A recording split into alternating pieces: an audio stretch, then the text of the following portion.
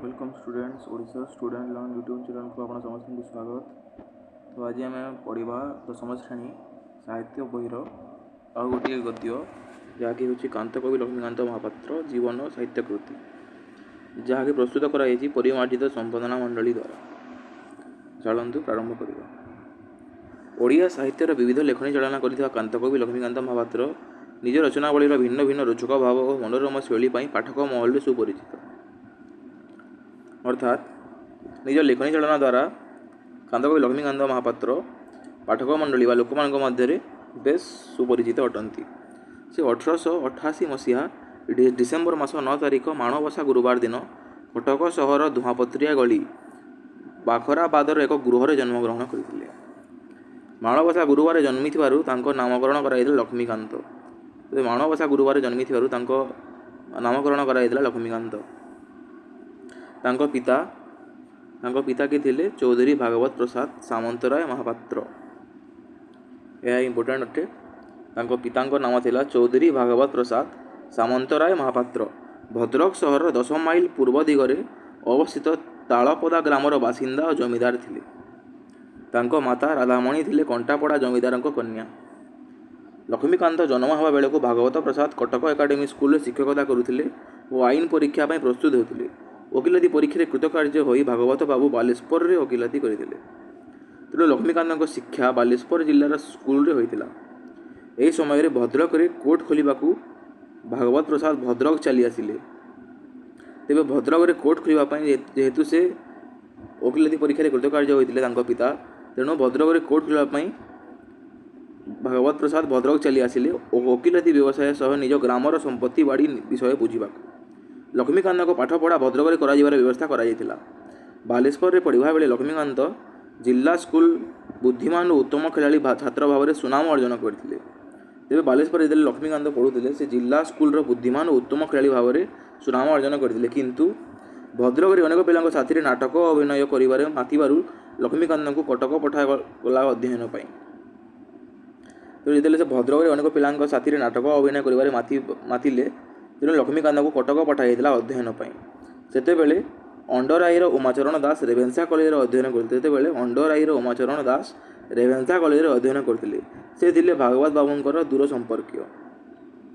उमाचरण तत्वावधान छात्रावास रही पाठ पढ़िले लक्ष्मीकांत।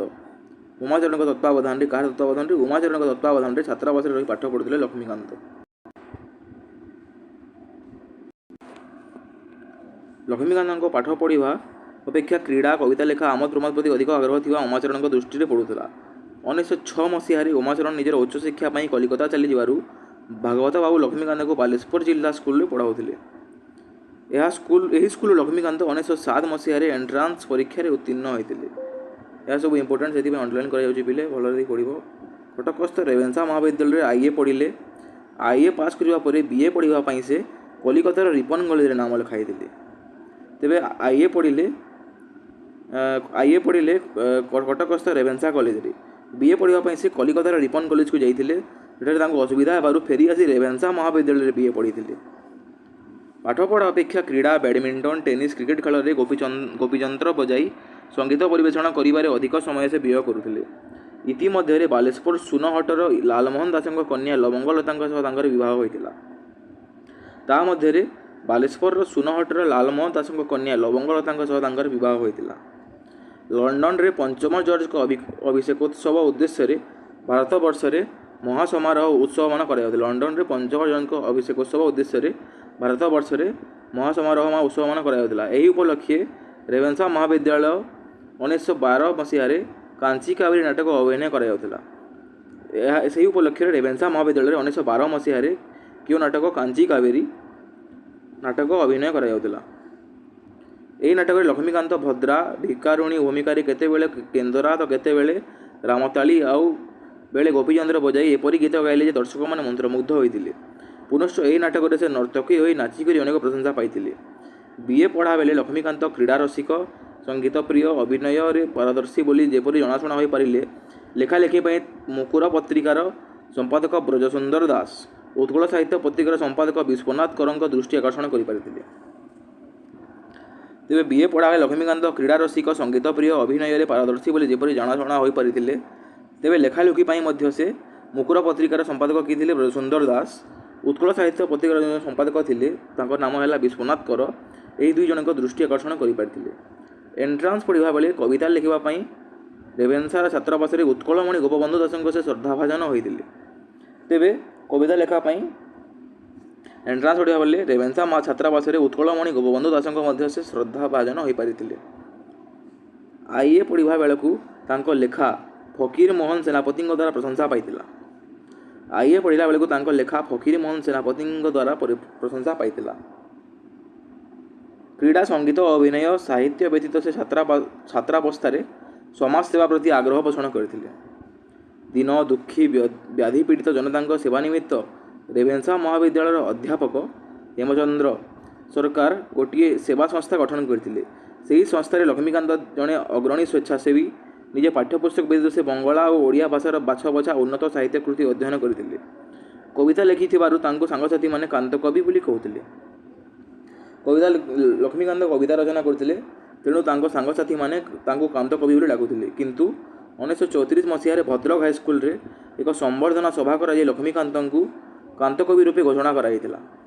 କେବେ? 1934 ମସିହାରେ ଭଦ୍ରକ ହାଇସ୍କୁଲଠାରେ ଏକ ସମ୍ବର୍ଦ୍ଧନା ସଭା କରାଯାଇ ଲକ୍ଷ୍ମୀକାନ୍ତଙ୍କୁ କାନ୍ତକବି ରୂପେ ଘୋଷଣା କରାଯାଇଥିଲା। କବି ଚିନ୍ତାମଣି ମହାନ୍ତିଙ୍କ ସଭାପତିତ୍ୱରେ ଅନୁଷ୍ଠିତ ଏହି ସଭାର ମୁଖ୍ୟ ଉଦ୍ୟୋକ୍ତା ଥିଲେ ଲକ୍ଷ୍ମୀନାରାୟଣ ସାହୁ। କବି ଚିନ୍ତାମଣି ମହାନ୍ତି ଥିଲେ ଏହି ସଭାର ସଭାପତି ଏବଂ ମୁଖ୍ୟ ଉଦ୍ୟୋକ୍ତା ଥିଲେ ଲକ୍ଷ୍ମୀନାରାୟଣ ସାହୁ। ବସ୍ତୁତଃ ସେବେଠାରୁ ଲକ୍ଷ୍ମୀକାନ୍ତ ସର୍ବସାଧାରଣରେ କାନ୍ତକବି ଭାବରେ ସମ୍ବୋଧନ ଓଡ଼ିଶାରେ ପରିଚିତ ହୋଇ ଆସିଛନ୍ତି। ରେଭେନ୍ସା ମହାବିଦ୍ୟାଳୟରୁ ଲକ୍ଷ୍ମୀକାନ୍ତ 1913 ମସିହାରେ ବିଏ ପାସ୍ କରିଥିଲେ। 1913 ମସିହାରେ ଏକଦା ଏଣ୍ଟ୍ରାନ୍ସ ପଢ଼ିବା ବେଳେ ତାଙ୍କର ଅଭିଭାବକ ଦାୟିତ୍ୱ ତୁଲାଉଥିବା ସେତେବେଳେ ରେଭେନ୍ସା ଛାତ୍ର ଉମାଚରଣ ଦାସ 1913 ବେଳକୁ ପୁରୀରେ ଚାକିରି କରୁଥିଲେ ଓ କୁଣ୍ଡେଇ ବେଣ୍ଟ ସାହିରେ ବସବାସ ରହୁଥିଲେ। ଉମାଚରଣଙ୍କୁ ଦେଖା କରିବା ପାଇଁ ଲକ୍ଷ୍ମୀକାନ୍ତ ପୁରୀ ଗଲେ। ସେଠାରେ ସେ ତାଙ୍କ ପାଖରେ ରହି ଜଗନ୍ନାଥ ଦର୍ଶନ କଲେ। ଉମାଚରଣଙ୍କୁ ବିଏଲ୍ ପଢ଼ିବା ପାଇଁ ପରାମର୍ଶ ଦେଲେ। ଲକ୍ଷ୍ମୀକାନ୍ତ ଘରକୁ ଫେରି ଆସିବା ପରେ ତାଙ୍କୁ ଜ୍ୱର ହେଲା। ଜ୍ୱର ଛାଡ଼ିବା ପରେ ଦେହରେ ସେକାଳର ଦୁରାରୋଗ୍ୟ ବ୍ୟାଧିର ଉପସର୍ଗ ପ୍ରକାଶ ପାଇଲା। ପିତା ଭାଗବତ ବାବୁ ତାଙ୍କ ଚିକିତ୍ସା ସମସ୍ତଙ୍କୁ ଯତ୍ନ କଲେ ହେଁ ଲକ୍ଷ୍ମୀକାନ୍ତ ଶାରୀରିକ ସ୍ତରରେ ବିକଳାଙ୍ଗ ହୋଇଗଲେ। ଅର୍ଥାତ୍ ଯେତେବେଳେ ଲକ୍ଷ୍ମୀକାନ୍ତ ଘରକୁ ଫେରି ଆସିଥିଲେ ତାଙ୍କୁ ପ୍ରବଳ ଜ୍ୱର ହୋଇଥିଲା। ଜ୍ୱର ଛାଡ଼ିବା ପରେ ସେ କାଳରେ ଦୁରାରୋଗ୍ୟ ବ୍ୟାଧି ତାଙ୍କ ଦେହରେ ଦେଖାଦେଇଥିଲା। ପିତା ଭାଗବତ ବାବୁ ତାଙ୍କୁ ଚିକିତ୍ସାର ସମସ୍ତ ବ୍ୟବସ୍ଥା କରିଥିଲେ, କିନ୍ତୁ ଲକ୍ଷ୍ମୀକାନ୍ତ ଶରୀରରେ ବିକଳାଙ୍ଗ ହୋଇଯାଇଥିଲେ। କୁଳଗୁରୁ ବାବାଜୀ ରାମଦାସଙ୍କଠାରେ ସେ ଦୀକ୍ଷା ଗ୍ରହଣ କରିଥିଲେ। ତାଙ୍କ କୁଳଗୁରୁ ଥିଲେ ବାବାଜୀ ରାମଦାସ। ତାଙ୍କଠାରୁ ସେ ଶିକ୍ଷା ଗ୍ରହଣ କରିଥିଲେ। ତାଙ୍କରି ପରାମର୍ଶରେ ସେ କୁଳଦେବତା ଗୋପୀନାଥଙ୍କ ପ୍ରତି ସମର୍ପିତ ହେବା ପୂର୍ବକ କୀର୍ତ୍ତନ ଭଜନରେ ଆସକ୍ତ ହେଲେ। ଏଥର ଲକ୍ଷ୍ମୀକାନ୍ତଙ୍କ ଜୀବନଧାରା ଭିନ୍ନ ପ୍ରକାରେ ଗତି କଲା। ତେଣୁ ତାଙ୍କ ଶାରୀରିକ ସ୍ତରରେ ବିକଳାଙ୍ଗ ହେବା ପରେ ସେ ତାଙ୍କ କୁଳଗୁରୁ ବାବାଜୀ ରାମଦାସଙ୍କଠାରୁ ଦୀକ୍ଷା ଗ୍ରହଣ କରିଥିଲେ। ତାଙ୍କରି ପରାମର୍ଶରେ ସେ ତାଙ୍କ କୁଳଦେବତା ଗୋପୀନାଥଙ୍କ ପ୍ରତି ସମର୍ପିତ ହୋଇ ତାଙ୍କ ପାଇଁ ଭଜନ କୀର୍ତ୍ତନ ଆଦି କରୁଥିଲେ।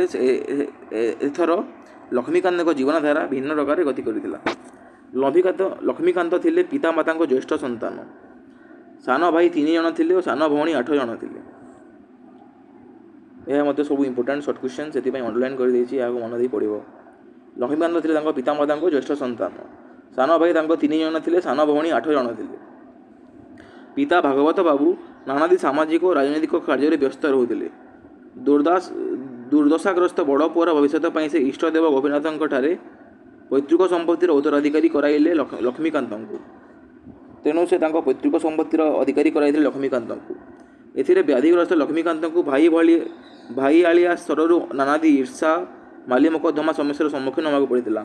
ତାଙ୍କ ପିତା ଯେତେବେଳେ ତାଙ୍କ ନାମରେ ସବୁ ଉତ୍ତରାଧିକାରୀ କରାଇଥିଲେ ସବୁ ପୈତୃକ ସମ୍ପତ୍ତିର, ତାଙ୍କ ଭାଇମାନେ ବା ଭଉଣୀମାନେ, ଛୋଟ ଭାଇ ଭଉଣୀମାନେ ନାନାଦି ଈର୍ଷା ଓ ମାଲି ମକଦ୍ଦମାରେ ଲକ୍ଷ୍ମୀକାନ୍ତଙ୍କୁ ଫସାଇବାକୁ ଚେଷ୍ଟା କରିଥିଲେ। ଏଭଳି ଦୁଃଖ ସମୟରେ ସାହିତ୍ୟ, ସଙ୍ଗୀତ, ସଂକୀର୍ତ୍ତନ ଚର୍ଚ୍ଚା, ଇଷ୍ଟ ପୂଜା, ଗୁରୁବାଣୀ ପାଳନ ଥିବା ତାଙ୍କର ଏହି ସାନ୍ତ୍ୱନାର ଔଷଧି। ଏହି କାଳରେ ଭାଷାଭିତ୍ତିକ ଉତ୍କଳ ପ୍ରଦେଶ ଗଠନ ପାଇଁ ଉତ୍କଳ ସମ୍ମିଳନୀ ଜରିଆରେ ଆନ୍ଦୋଳନ ଚାଲିଥାଏ। ଉତ୍କଳ ଗୌରବ ମଧୁସୂଦନ ଦାସ ନେତୃତ୍ୱ ନେଉଥିଲେ। ଉତ୍କଳ ସମ୍ମିଳନୀର ନେତୃତ୍ୱ ନେଉଥିଲେ ଉତ୍କଳ ଗୌରବ ମଧୁସୂଦନ ଦାସ। ଏ ସମ୍ବନ୍ଧରେ ସଚେତନ ଥିଲେ ଲକ୍ଷ୍ମୀକାନ୍ତ ମହାପାତ୍ର। 1912 ମସିହାରେ ତାଙ୍କ ରଚିତ ବନ୍ଦେ ଉତ୍କଳ ଜନନୀ କବିତା ଉତ୍କଳ ସମ୍ମିଳନୀର ଅଧିବେଶନରେ ଗାନ କରାଯାଇ ପ୍ରସିଦ୍ଧି ଲାଭ କରିଥିଲା। 1912 ମସିହାରେ ତାଙ୍କ ରଚିତ କବିତା ହେଲା ବନ୍ଦେ ଉତ୍କଳ ଜନନୀ, ଯାହାକି उत्कल सम्मेलन अधिवेशन गान कर प्रसिद्धि लाभ करथिला।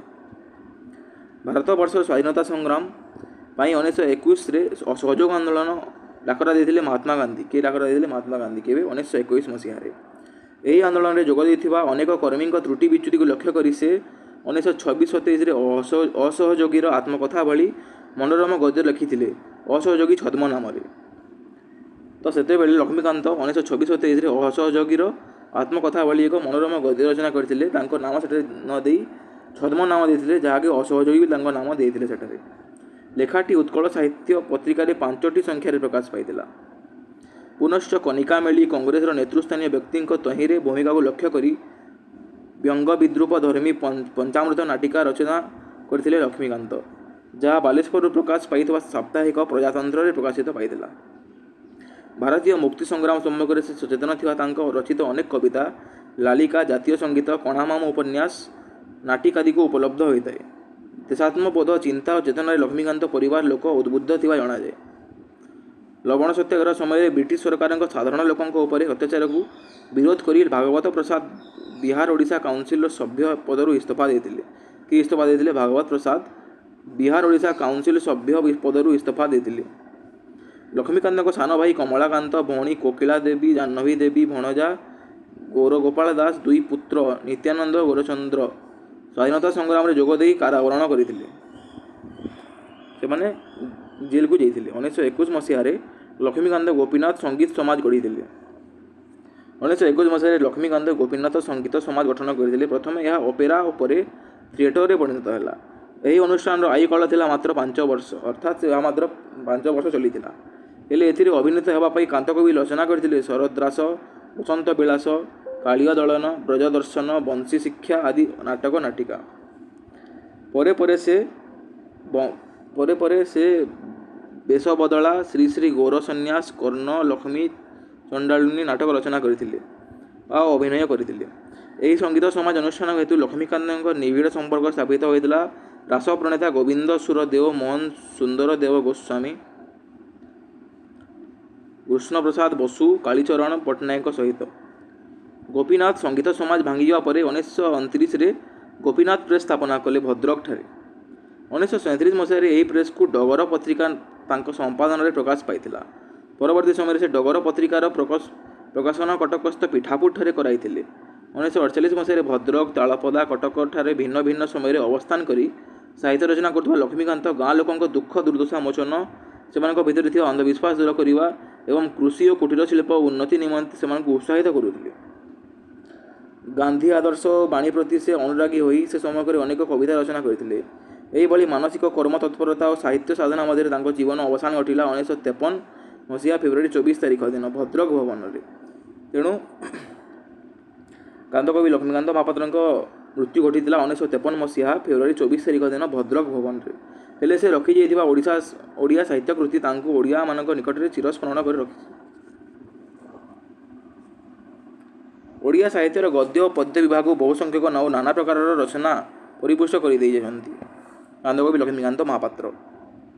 ଅଧିକାଂଶ ରଚନା ପ୍ରାଣ ଧର୍ମରେ ହାସ୍ୟ, କୌତୁକ ଓ ବ୍ୟଙ୍ଗ ବିଦ୍ରୂପ ଧର୍ମୀ, ଅର୍ଥାତ୍ ତାଙ୍କ ଅଧିକାଂଶ ରଚନା ଗୁଡ଼ିକ ହାସ୍ୟ କୌତୁକରେ ପରିପୂର୍ଣ୍ଣ ଅଟେ। ତାଙ୍କ ସାହିତ୍ୟ ପାଠକ ମାତ୍ରକେ ଅନୁଭବ କରନ୍ତି ସତେ ଯେପରି ହସିବା ଓ ଅନ୍ୟମାନଙ୍କୁ ନିଜ ଲେଖା ଜରିଆରେ ହସାଇବା ଅଦ୍ଭୁତ ଶକ୍ତି ନେଇ ଜନ୍ମଗ୍ରହଣ କରିଥିଲେ ଲକ୍ଷ୍ମୀକାନ୍ତ। ପଦ୍ୟରେ ଲେଖିଥିବା ଲାଳିକା ଓ ନାଟ୍ୟରୀତିର ପ୍ରହସନରେ ତାଙ୍କ ହାସ୍ୟ ସୃଷ୍ଟିକାରୀ ରଚନାର ଶୈଳୀ ଲକ୍ଷ୍ୟ କରିହୁଏ। କବି ସୂର୍ଯ୍ୟ ବଳଦେବ ରଥଙ୍କ କିଶୋର ଚନ୍ଦ୍ରାନନ୍ଦ ଚମ୍ପୁର ବ୍ୟଙ୍ଗାତ୍ମକ ଅନୁକରଣ କରି କାନ୍ତକବି ରଚନା କରିଥିଲେ ଚଟକ ଚନ୍ଦ୍ରହାସ ଚମ୍ପୁ। ଅଭିମନ୍ୟୁ ସାମନ୍ତ ସିଂହାରଙ୍କ ବିଦଗ୍ଧ ଚିନ୍ତାମଣିର କଳା ମାଣିକରେ ଛାନ୍ଦ ଅନୁସରଣରେ ଧଳା ମାଣିକରେ ରଚନା ଲାଳିକା ରଚିତ। ଏହା ସବୁ ଇମ୍ପୋର୍ଟାଣ୍ଟ। ସେ କ'ଣ କରିଥିଲେ? କବି ସୂର୍ଯ୍ୟ ବଳଦେବ ରଥଙ୍କ କିଶୋର ଚନ୍ଦ୍ରାନନ୍ଦ ଚମ୍ପୁ ଯେଉଁ ବ୍ୟଙ୍ଗାତ୍ମକ ଅନୁକରଣ କରିକିରି ତାହାକୁ ଚଟକ ଚନ୍ଦ୍ରହାସ ଚମ୍ପୁ ନାମରେ ପ୍ରକାଶ କରିଥିଲେ। ଅଭିମନ୍ୟୁ ସାମନ୍ତ ସିଂହାରଙ୍କ ବିଦଗ୍ଧ ଚିନ୍ତାମଣି କଳା ମାଣିକରେ ଛାନ୍ଦ ଅନୁସରଣ କରି ଧଳା ମାଣିକରେ ଲାଳିକା ରଚିତ କରିଥିଲେ। ଫକୀର ମୋହନ ସେନାପତିଙ୍କ ଉତ୍କଳ ଭ୍ରମଣ ଅନୁକରଣରେ କଟକ ସଫର ଲାଳିକା ରଚନା କରିଛନ୍ତି ଲକ୍ଷ୍ମୀକାନ୍ତ। ନାଟ୍ୟ ସାହିତ୍ୟ ଧାରଣାରେ ହାସ୍ୟ ଦ୍ୱାରା ଦର୍ଶକମାନଙ୍କୁ ରସେଇ ମଜେଇ ପାରୁଥିବା ସୃଷ୍ଟି ପ୍ରହସନ ଭାବେ ଜଣାଶୁଣା। ଡିମ୍ବକ୍ରେସି ସଭା, ହନୁମନ୍ତର ବସ୍ତ୍ରହରଣ, ଜର୍ମାନ ଭୂତ ଓ ବ୍ରିଟିଶ ଦୂତଙ୍କ ପ୍ରଶ୍ନୋତ୍ତର ଆଦି ତାଙ୍କର ପ୍ରହସନ ରଚନା। ଓଡ଼ିଆ ଶିଶୁ ସାହିତ୍ୟକୁ ଲକ୍ଷ୍ମୀକାନ୍ତ ବହୁମତ ସମୃଦ୍ଧ କରିଛନ୍ତି ଉଭୟ ଗଦ୍ୟରେ ଓ ପଦ୍ୟରେ। ଅର୍ଥାତ୍ ସେ ଶିଶୁମାନଙ୍କ ପାଇଁ ମଧ୍ୟ ଅନେକ ଗଦ୍ୟ ପଦ୍ୟ ରଚନା କରିଛନ୍ତି। ପିଲାଙ୍କ କଥା ଭଳି ପୌରାଣିକ କାହାଣୀ ସଂକଳନ ଅଟେ ତାଙ୍କର। ଚିଡ଼ିଆଖାନା ଭଳି ଜୀବଜନ୍ତୁ ସମ୍ବନ୍ଧୀୟ ପଦ୍ୟମୟୀ କୃତି ଶିଶୁଙ୍କ ସାହିତ୍ୟ ଦୃଷ୍ଟିରୁ ବେଶ୍ ଉପାଦେୟ। ପିଲାଙ୍କ କଥା ଭଳି ତାଙ୍କର ଗୋଟିଏ କାହାଣୀ ସଂକଳନ ରହିଛି, ଯେଉଁଥିରେ ଅନେକ କାହାଣୀ ରହିଛି। ଚିଡ଼ିଆଖାନା ଭଳି ତାଙ୍କର ଏକ ଜୀବଜନ୍ତୁ ସମ୍ବନ୍ଧୀୟ ପଦ୍ୟମୟୀ କୃତି ଅଟେ, ତାହା ଓଡ଼ିଶା ଶିଶୁ ସାହିତ୍ୟ ଦୃଷ୍ଟିରୁ ବେଶ୍ ଉପାଦେୟ। ଏହା ବ୍ୟତୀତ ପାଠମାଳା ସାହିତ୍ୟ ସୁଧାକର ହେଉଛି କିଶୋରମାନଙ୍କର ପାଠପଢ଼ା ପାଇଁ ଉଦ୍ଦିଷ୍ଟ ଦୁଇଟି ପୁସ୍ତକ। ଏହା କିଶୋରମାନଙ୍କ ପାଇଁ। ଶିଶୁ ସାହିତ୍ୟ ଗୁଡ଼ିକର କାନ୍ତକବିଙ୍କ ଶିକ୍ଷକୋଚିତ ନୀତି ଓ ଉପଦେଶ ବାଣୀ ଶୁଣିବାକୁ ମିଳିଥାଏ। ଗଳ୍ପ, ପ୍ରବନ୍ଧ, ଉପନ୍ୟାସ ଆଦିରେ ରଚନା ଦ୍ୱାରା କାନ୍ତକବି ଲକ୍ଷ୍ମୀକାନ୍ତ ମହାପାତ୍ର ଓଡ଼ିଆ ଗଦ୍ୟ ସାହିତ୍ୟକୁ ସମୃଦ୍ଧ କରିଛନ୍ତି। ସେ ଅନେକ ଗଳ୍ପର ମଧ୍ୟ ରଚନା କରିଛନ୍ତି, ଅର୍ଥାତ୍ ବୁଢ଼ା ଶଙ୍ଖାରି ଲେଖିଛନ୍ତି, ଯେଉଁଥିରେ ପରିବେଶିତ ପ୍ରେମ ଓ କରୁଣାଭାବ ପାଠକମାନଙ୍କ ହୃଦୟକୁ ସ୍ପର୍ଶ କରିଥିବା ତାହା ଅନେକ ନିକଟରେ ଅଭୁଲା କାହାଣୀ ହୋଇ ରହିଛି। ଯେଉଁ ବୋହୂର ହାତରେ ଶଙ୍ଖା ପିନ୍ଧାଇବା ପାଇଁ ବୁଢ଼ା ଶଙ୍ଖାରି ଶାରୀରିକ କଷ୍ଟ ସ୍ୱୀକାର କରି ଧାଇଁ ଯାଇଥିଲା, ଦେଖିଲା ବେଳକୁ ସେ ବିଧବା ହୋଇସାରିଥିଲା। ଗଳ୍ପଟିର ପରିଣତି ବେଶ୍ କରୁଣ ରସରେ ମାର୍ମିକ। ଅସହଯୋଗୀର ଆତ୍ମକଥା ଭଳି ହାସ୍ୟ, ବ୍ୟଙ୍ଗ ଓ ବିଦ୍ରୂପଧର୍ମୀ ଗଦ୍ୟ ରଚନା, କଣା ମାମୁଁ ଭଳି ଜାତୀୟତାବାଦୀ ସଂଗ୍ରାମ ଗଢ଼ୁ ଗଢ଼ୁ ଅସମ୍ପୂର୍ଣ୍ଣ ରହିଯାଇଥିବା ଏକ ବିଚିତ୍ର ଉପନ୍ୟାସଙ୍କ ଲକ୍ଷ୍ମୀକାନ୍ତଙ୍କ ଲେଖନୀର ମହାନୀୟ ସାହିତ୍ୟକୃତି। ଏହା ବ୍ୟତୀତ ସେ ଅନେକ ପ୍ରବନ୍ଧ ଓ ସାହିତ୍ୟ ସମାଲୋଚନା ଲେଖି ଓଡ଼ିଶା ସାହିତ୍ୟରେ ଗଦ୍ୟ ବିଭାଗକୁ ଉଜ୍ଜ୍ୱଳ କରିଛନ୍ତି। ହାସ୍ୟରସ, ସାହିତ୍ୟ ସୃଷ୍ଟିର ହାସ୍ୟରସ, କବି ଓ କବିତ୍ୱ, ଓଡ଼ିଆ ସଙ୍ଗୀତ ଆଦି ପ୍ରବନ୍ଧକୁ ଲକ୍ଷ୍ମୀକାନ୍ତ ମୂଲ୍ୟାଙ୍କନ ଦୃଷ୍ଟି ଓ ବିଚାରବୋଧ ଜାଣି ହୁଏ। ତିଅଣରେ ଲୁଣ ଭଳି ସାହିତ୍ୟରେ ହାସ୍ୟରସ ଏକାନ୍ତ ଆବଶ୍ୟକ ବୋଲି ସେ ବିଚାରିଛନ୍ତି। ଗୋପବନ୍ଧୁଙ୍କ ସ୍ମୃତି, ସ୍ମୃତିପୂଜା, ଚିନ୍ତାମଣି ସ୍ମୃତି, ଖଣ୍ଡିଏ ଚିଠି ଭଳି ଜୀବନଶ୍ରୁତିମୂଳକ ପ୍ରବନ୍ଧକୁ କାନ୍ତକବିଙ୍କ ଆତ୍ମସଂଲଗ୍ନ ଭାବ ଉଚ୍ଛ୍ୱାସ ଭାରି ହୋଇ ପଡ଼େ। ନିଭୃତ ନିଶୀଥ, ରୋଗଶଯ୍ୟା, ଜୀବନ୍ତ ମରଣ ପ୍ରବନ୍ଧ ଲେଖକଙ୍କ ଅଙ୍ଗେ ନିଭା କଥାର କଳାତ୍ମକ ପ୍ରକାଶ ଅଟେ। ନିଜ ଜୀବନର ଅବସ୍ଥା ବିଶେଷ କରି ସ୍ମୃତି ତାଙ୍କ ରଚିତ ବାଲ୍ୟ ସ୍ମୃତି, ଶୈଶବ ସ୍ମୃତି, କୈଶୋର ସ୍ୱପ୍ନ, ଯୌବନ ପଥେ ଆଦି ରୂପାୟିତ। ଏହା ତାଙ୍କ ଜୀବନର ଅବସ୍ଥା ବିଷୟରେ ଲିଖିତ। କ'ଣ କ'ଣ? ବାଲ୍ୟ ସ୍ମୃତି, ଶୈଶବ ସ୍ମୃତି, କୈଶୋର ସ୍ୱପ୍ନ, ଯୌବନ ପଥେ ଆଦି ରୂପାୟିତ ଅଟେ। ଲାଳିକା ରଚନା ଭିନ୍ନ ଅନେକ ହାସ୍ୟ ଉଦ୍ଦୀପକ କବିତା ଲେଖିଛନ୍ତି କାନ୍ତକବି। ତନ୍ମଧ୍ୟରେ ଅଲଣା ପୁରାଣ, ଯୁଗର ମଜା, ବିଡ଼ି ମହିମା, ଶୋକଗୀତ, ଗାନ୍ଧୀଗୋଳ କବିତା ସ୍ମରଣଯୋଗ୍ୟ। କବିବର ରାଧାନାଥ ରାୟ ବିଚରିତ ଚିଲିକା ପ୍ରୀତିରେ ଲକ୍ଷ୍ମୀକାନ୍ତ ଲେଖିଛନ୍ତି ବୈତରଣୀ। କଲ୍ଲୋଳ ଓ ବିବିଧ କବିତା ସଂକଳନରେ ତାଙ୍କ ଅନେକ କବିତା ସଂକଳିତ। ସେଗୁଡ଼ିକ ମଧ୍ୟରେ ଶ୍ମଶାନରେ ରାଧାନାଥ, ଶ୍ମଶାନରେ ମଧୁସୂଦନ, ମହାପ୍ରୟାଣ, ଆଷାଢ଼ ପ୍ରଥମ ଦିବସେ, ବର୍ଷା ସଙ୍ଗୀତ, ଶିଶୁ, ଶିଶୁଭାଷ, ଶିଶୁର ହସ, ମୋ ସଙ୍ଗୀତ, ଯୁଗାବତାର ଆଦି କବିତା ପ୍ରମୁଖ। ମହାତ୍ମା ଗାନ୍ଧୀଙ୍କୁ କବି ଯୁଗାବତାର ଭାବେ ପରିକଳ୍ପନା କରିଛନ୍ତି ଯୁଗାବତାର କବିତାରେ। ତାଙ୍କ ରଚିତ ଆଧ୍ୟାତ୍ମବାଦୀ ଗୀତଗୁଡ଼ିକ ସଂକଳନ ଜୀବନ ସଙ୍ଗୀତ। କାନ୍ତକବିଙ୍କ ରଚନାବଳୀ ମଧ୍ୟରେ ଏହି ପୁସ୍ତକଟି ଭିନ୍ନ ଧରଣର ସ୍ୱର ଥିବା ଗୀତାବଳୀ ତାଳ ନାମରେ ଉଲ୍ଲେଖପୂର୍ବକ ଗୀତଗୁଡ଼ିକର ସଂକଳିତ। ଗୀତଗୁଡ଼ିକର ଉଚ୍ଚାଙ୍ଗ ଭାବ ସମ୍ପଦ ଜୀବନ ସଙ୍ଗୀତକୁ ଅନ୍ୟାନ୍ୟ କୃତିରେ ମାନ୍ୟତା ଦେଇଛନ୍ତି। କେହି କେହି ଏହାକୁ ରବୀନ୍ଦ୍ରନାଥ ଟାଗୋରଙ୍କ ଗୀତାଞ୍ଜଳି ତୁଲ୍ୟ ବୋଲି ମହାନ ମନେ କରିଥାନ୍ତି। ଜାତୀୟ ଭାବ, ଦେଶପ୍ରୀତି ଓ ଜାତୀୟ ବୀର ବନ୍ଦନାମୂଳକ କେତୋଟି କବିତା ତାଙ୍କର ଜାତୀୟ ସଙ୍ଗୀତ କବିତା ସଂକଳନରେ ସ୍ଥାନ ପାଇଛି। ପୂର୍ବରୁ ପ୍ରକାଶ ପାଇଥିବା ଦୁନ୍ଦୁଭି କବିତା ସଂକଳନରେ ସ୍ଥାନରେ ବନ୍ଦେ ଉତ୍କଳ ଜନନୀ ଜାତୀୟ ସଙ୍ଗୀତ ସଂକଳନଭୁକ୍ତ ହୋଇଛି। ଓଡ଼ିଶା ସରକାରଙ୍କ ତରଫରୁ ବନ୍ଦେ ଉତ୍କଳ ଜନନୀ ସମ୍ପ୍ରତି ରାଜ୍ୟ ସଙ୍ଗୀତ ମାନ୍ୟତା ଲାଭ କରିଛି। କେଉଁ? ବନ୍ଦେ ଉତ୍କଳ ଜନନୀ ରାଜ୍ୟ ସଙ୍ଗୀତର ମାନ୍ୟତା ଲାଭ କରିପାରିଛି। କୋଟି କୋଟି କଣ୍ଠେ ଆଜି ଉଡ଼ାଇ ନିଶାଣ ବଜାଇ ଭେରି, ସାଜରେ ସାଜରେ ଭାଇମାନେ ହୋ ଆଦି ଜାତୀୟ ଆହ୍ୱାନମୂଳକ କବିତା ଏହି ସଂକଳନରେ ସ୍ଥାନ ପାଇଛି। ବସ୍ତୁତଃ କାନ୍ତକବି ଲକ୍ଷ୍ମୀକାନ୍ତଙ୍କ ବିରଚିତ ଦେଶ ଓ ଜାତିର ବନ୍ଦନାମୂଳକ କବିତାରେ ଜାତୀୟ ସଙ୍ଗୀତ ସଂକଳନ ସମୃଦ୍ଧ। କାନ୍ତକବି ଲକ୍ଷ୍ମୀକାନ୍ତ ମହାପାତ୍ର ଥିଲେ ବୈଷ୍ଣବ। ସେ କ'ଣ ଥିଲେ? ବୈଷ୍ଣବ ଧର୍ମାବଲମ୍ବୀ ଥିଲେ। ତେଣୁ ତାଙ୍କ ଲେଖାରେ ସ୍ୱଦେଶ ପ୍ରାଣତା ଓ ଆଶାବାଦର ଝଲକ ସହିତ ସୌନ୍ଦର୍ଯ୍ୟ ମିଶ୍ରିତ ମହାନ ଭାବନା ରାଜି ସର୍ବତ୍ର ପ୍ରକାଶିତ ହୋଇଛି। ଆଧ୍ୟାତ୍ମିକ ଉଚ୍ଚାଙ୍ଗ ଭାବ ବେଳେ ବେଳେ ତାଙ୍କ ସୃଷ୍ଟିକୁ ଅନନ୍ୟ କରିଛି। ଅଧିକାଂଶ ରଚନା ଆବେଦନରେ ପାଠକକୁ ହାସ୍ୟ ମାଧ୍ୟମରେ ସୁଖାନୁସୁଖ ଦେଇଛନ୍ତି। ଓଡ଼ିଆ ସାହିତ୍ୟର ସବୁ ବିଭାଗରେ ଲେଖନୀ ଚାଳନା କରି କୃତିଗୁଡ଼ିକର ଉତ୍କୃଷ୍ଟତା ହେତୁ କାନ୍ତକବି ଲକ୍ଷ୍ମୀକାନ୍ତ ମହାପାତ୍ର ଯଶୋଦେହେ ଆୟୁଷ୍ମାନ ହୋଇ ରହିଛନ୍ତି ଓଡ଼ିଶା ଜାତିର ନିକଟରେ।